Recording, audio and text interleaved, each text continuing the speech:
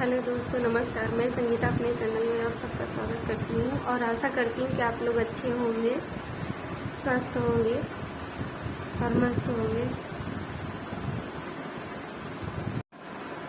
और दोस्तों, आप लोग का नाश्ता खाना पानी तो हो ही गया होगा और अपने बारे में भी आप लोग बताइएगा कैसे हैं।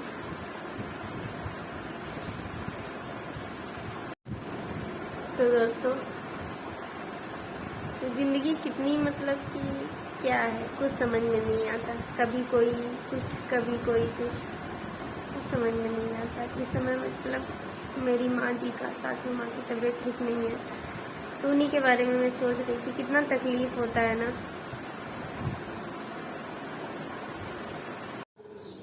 लेकिन मेरी माँ मतलब सासू माँ की तबीयत थोड़ी ख़राब है, थोड़ी क्या काफ़ी ख़राब है। तो घर से फ़ोन आया था, तो थोड़ी उन्हीं की ज़्यादा चिंता लग रही है।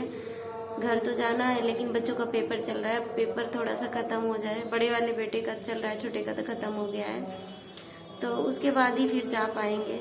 लेकिन चिंता बहुत लग रही है कि उनको कैसे देख लो। मन में बस यही लग रहा है कि बस मिलाओ, क्योंकि हमारे तो माँ बाप नहीं है मतलब, लेकिन अब सासू माँ है। क्योंकि पापा भी मतलब हमारे ससुर भी पिछली 11 अप्रैल को गुजर गए थे। सासू माँ की भी तबीयत ठीक नहीं लग रही है, तो बिल्कुल अच्छा नहीं लग रहा है अंदर से। क्योंकि कहते हैं ना कि बड़े बुजुर्ग जो होते हैं ना, घर की शान होते हैं, घर की रौनक होते हैं। और मतलब कि ये लगता है ना कि वो लोग रहते हैं ना, तो घर में अलग ही मतलब रौनक रहती है, चाहे कुछ भी हो जाए। बस उनकी तबीयत ठीक हो जाए, बस यही ईश्वर से प्रार्थना है, और जल्दी जल्दी स्वस्थ हो जाए। क्योंकि उनके बगैर कल्पना भी करना मतलब जैसे डर सा लगता है कि घर की रौनक है, बड़ी है सबसे, और बड़े रहते हैं ना, तो परिवार एक डोर में अपने आप बंधा रहता है और वो अपनी तरफ ही खींचता रहता है। कहीं भी मन नहीं लग रहा है। और हमारे मतलब घर में पिछली बार थोड़ा काम हुआ था, तब से ये फैला हुआ है।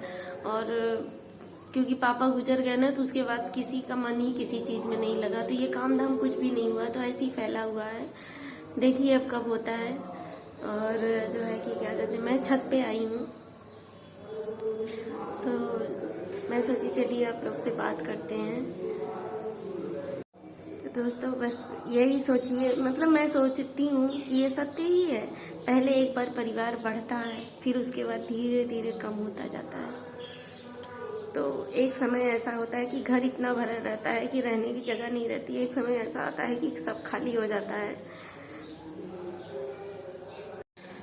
बस यही सब जिंदगी है, कभी सुख कभी दुख, बस यही चलता रहता है जीवन में। क्या किया जाए, इसी के साथ जीना है और इसी के साथ ही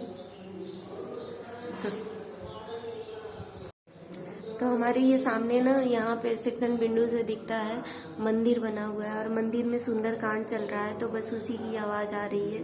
और शाम के समय हर सैटरडे को होता है और बहुत अच्छा लगता है वहाँ पे। मैं भी जाती हूँ कभी कभी। वैसे मैं सुबह तो रोज ही मंदिर जाती हूँ, लेकिन जो है कि कोशिश यही रहती है कि रोज ही पहुँच जाऊँ। नहीं पहुँच पाती है तो कोई बात नहीं, लेकिन शाम को तो कभी कभी ही जा पाती हूँ, क्योंकि बच्चे कोचिंग चले जाते हैं, तो फिर सब घर में भी रहना जरूरी होता है और काम भी रहता है। दोनों टाइम तो नहीं जा सकते, लेकिन कभी कभी इच्छा होती है तो चले जाते हैं। मंदिर में चले जाओ ना, तो थोड़ी देर तो यही है ना, अच्छा लगता है और सुकून भी मिलता है।